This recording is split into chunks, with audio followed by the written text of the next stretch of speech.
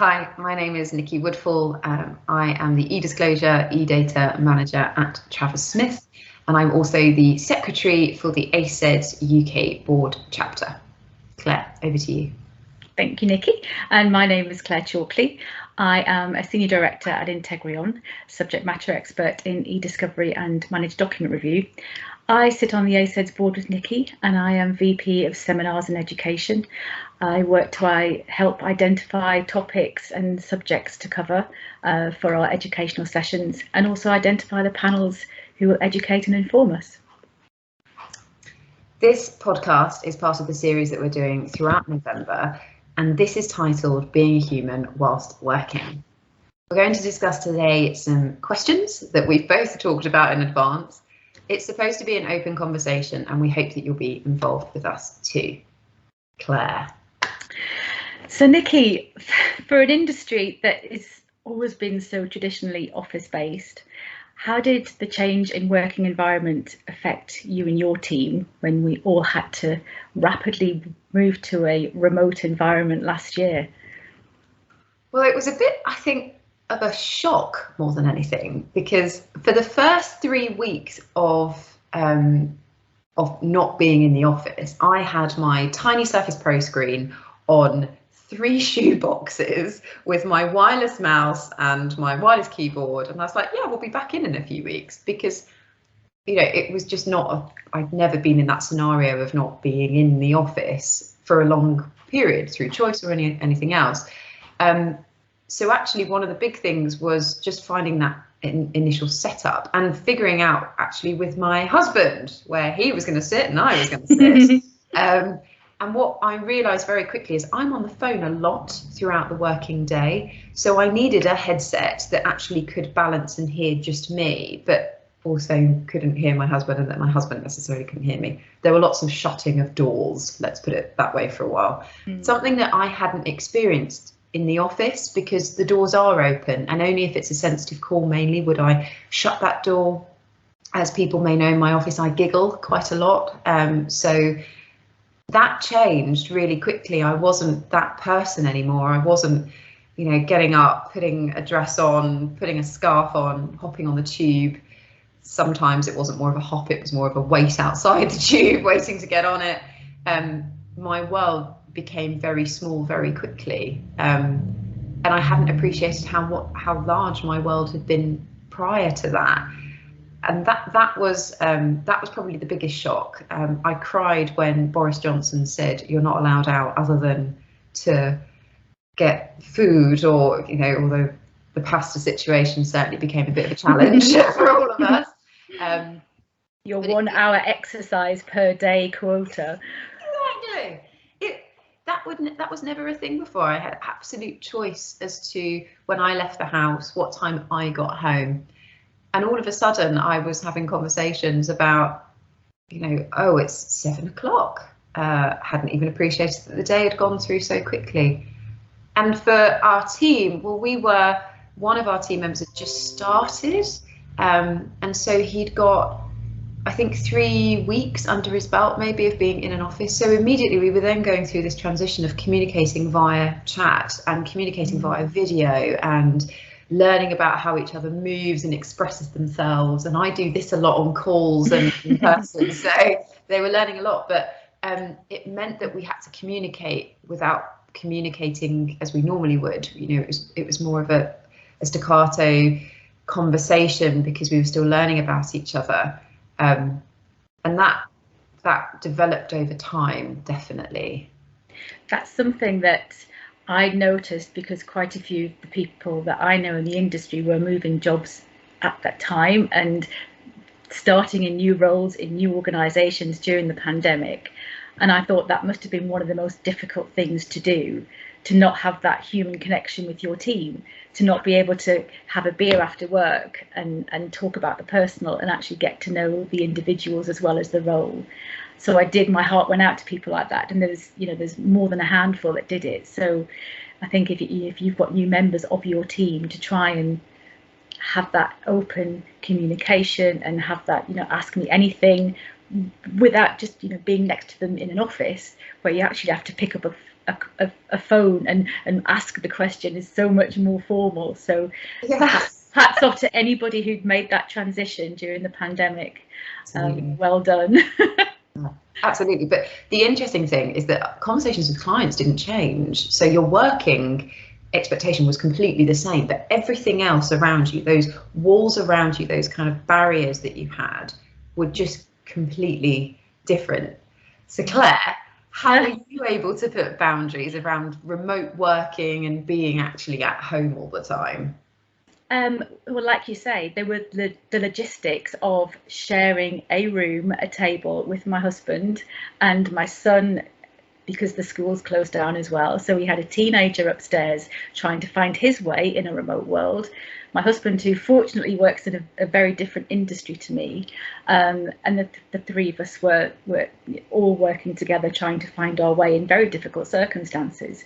In terms of boundaries, in one way, at the very start of the pandemic, when we all moved to remote working, I guess there was that feeling that you had to try extra hard. You had to be available. Everybody was struggling to find the equilibrium and adjust to these new ways of working. So there was the kind of the expectation and almost the urge to be there, available at all times. Yeah. So you wanted to make it work. You wanted the transition to be easy for the clients. You didn't want the quality, you didn't want the responsiveness, you didn't want anything to change business as usual. You wanted to maintain the professionalism and everything else as well. So I think at the start everybody went over and above to make the whole working from home thing work.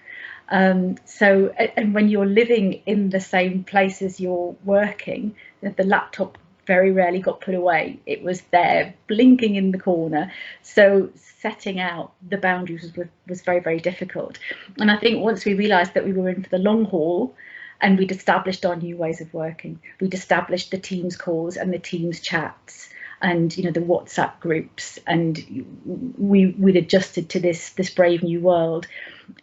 In the beginning, I think it was easy because it was the sense of we're all in this together. And there was the be kind, be thoughtful.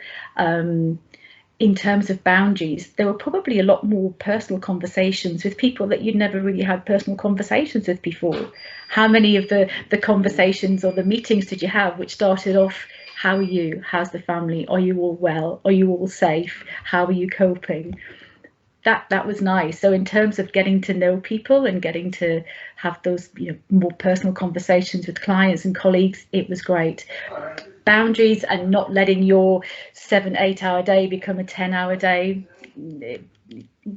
You find the way, because it's not sustainable. It was having that hour at lunchtime and taking the dog out for a walk, going out before work and taking the dog for a walk, and then afterwards taking the dog for a walk, and having those natural fire breaks that you used to have, I guess, with your commute. Coming into work and leaving home behind, you had your commute into work to get into that work frame of mind. Walking the dog, I'd be thinking about, what do I need to do? Who do I need to speak to? Having that time for the fire breaks. And without those, on the days that I couldn't do it, it did impact, and then it did feel like the world was getting smaller, and my my table, my house, my home was it.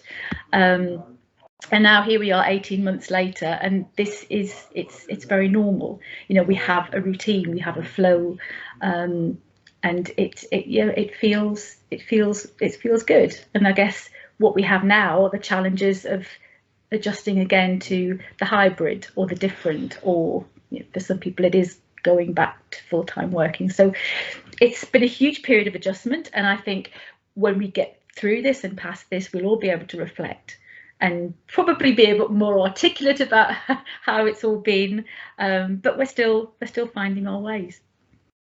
Yeah, I don't think I'd ever appreciated beforehand that the commute. I mean, when I still lived in London, it wasn't awful, but I hadn't appreciated. I don't like the Northern Line, but I hadn't appreciated that the Northern Line gave me a lot of interaction, or a lot of things that I could focus on. Yeah.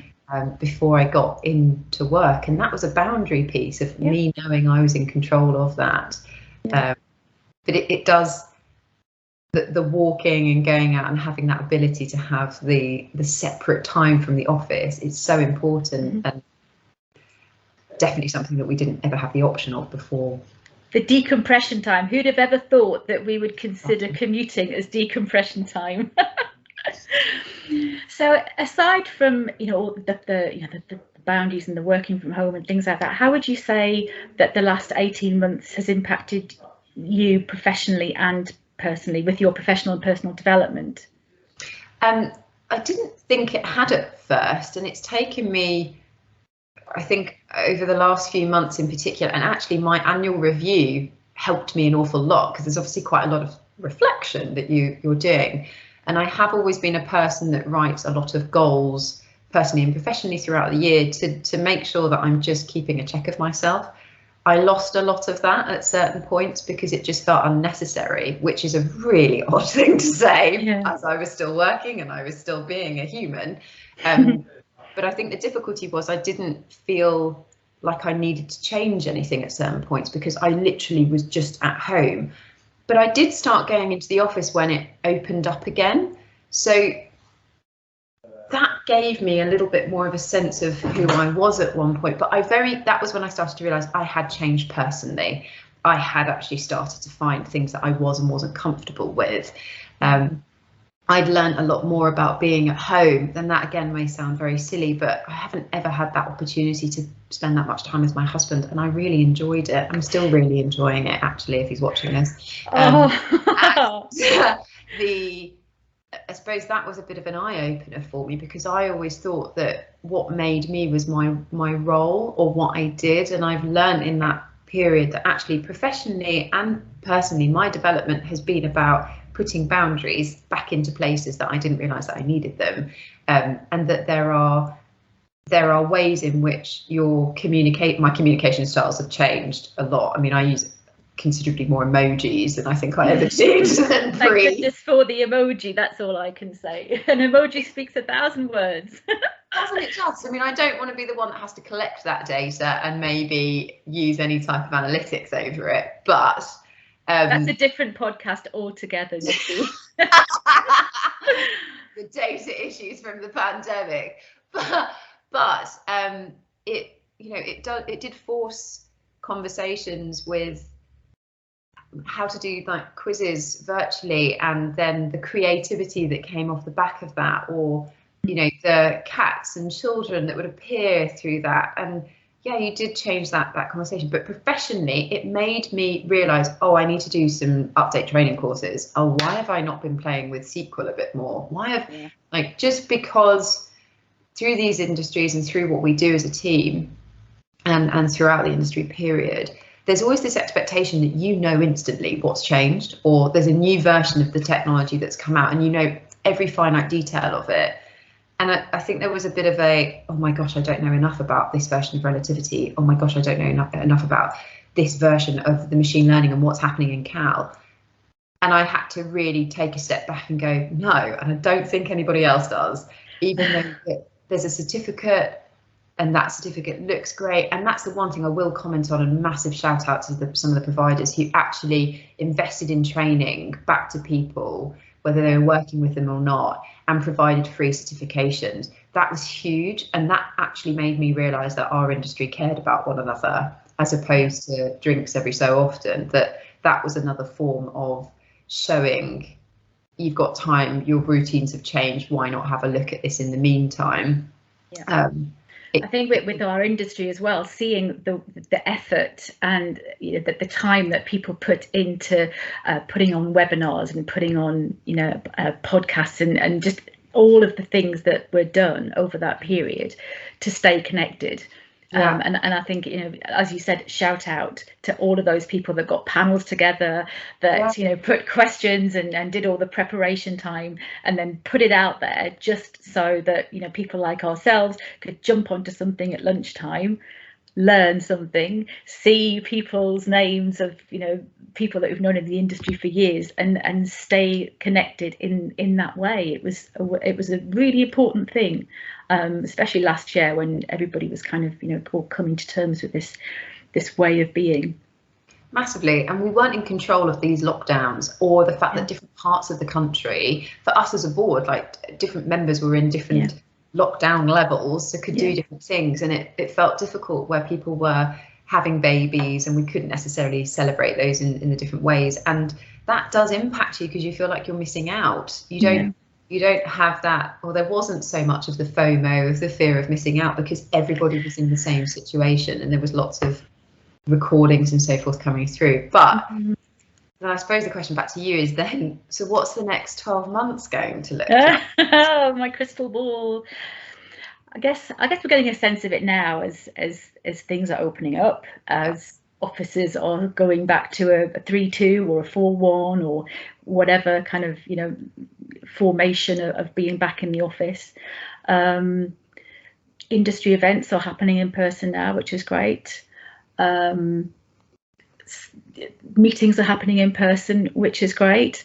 I think for me personally, it has to be a kind of, you know, a softly approach. I don't know about you, Nikki, but I felt in you know, traveling into town and being around lots of people, it's kind of like sensory overload. You know, I haven't seen you for 18 months. Wow. And it's, you know, it's very it's challenging in a different way. You know, it's getting back into those social norms again. It's getting back into, you know, the hustle and the bustle and being, catching trains on time and catching buses on time and all of the stress that we lived with so easily 18 months ago, getting back into that again. In terms of work, it's maintained its levels of busyness.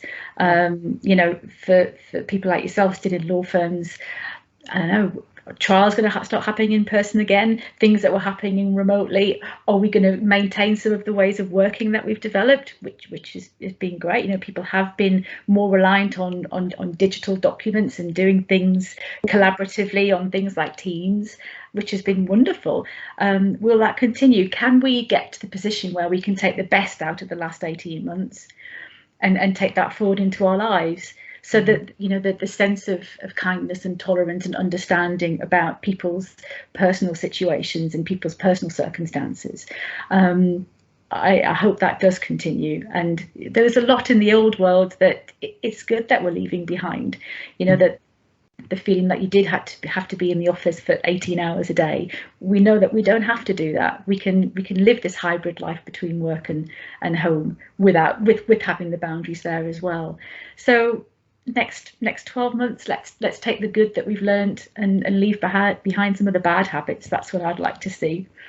What about yourself? What was your takeaway for the next 12 months? I think importantly, it's that this world does work, but it is about having the balance of the two and being allowed that freedom again to find your own boundaries with it. Because I don't think my personal growth would not have been quite the same if we'd have not had that period. I wouldn't have really understood who I was now, and I've changed a lot in 18 months, and I will change again a lot in the next 12 months. One, my hair has grown exponentially, so I've got no idea what the next 12 months will lead to that. But you know, just doing simple things like on a Saturday morning going to the bakery, which may sound very provincial, but it's such a different way of me being able to do things, of like meeting local people and having conversations with them, which is one of the nicest things, and having that ability is great. But I hope that now that technology is being considered and looked at as a legitimate way of working, and not just that's a person that works in sales, so that of course they would work remotely because they need to go all over the place, that it's actually opened up an entire piece for all industries, or the majority, I would say, of industries. There are still a considerable number that of course are not in this position, but we have got a better opportunity and freedom to make change and to make sure that people coming into this industry, where their mental health is maybe fluctuating, because it fluctuates for all of us, that actually there is better kindness and understanding, because it's been prevalently discussed for such a long time, and that is not forgotten about. That's the biggest thing, I think, for me. I think that's a lovely way to end. So thank you for sharing your thoughts, and I'll speak to you soon. Speak to you soon. Thank you. Bye. Bye.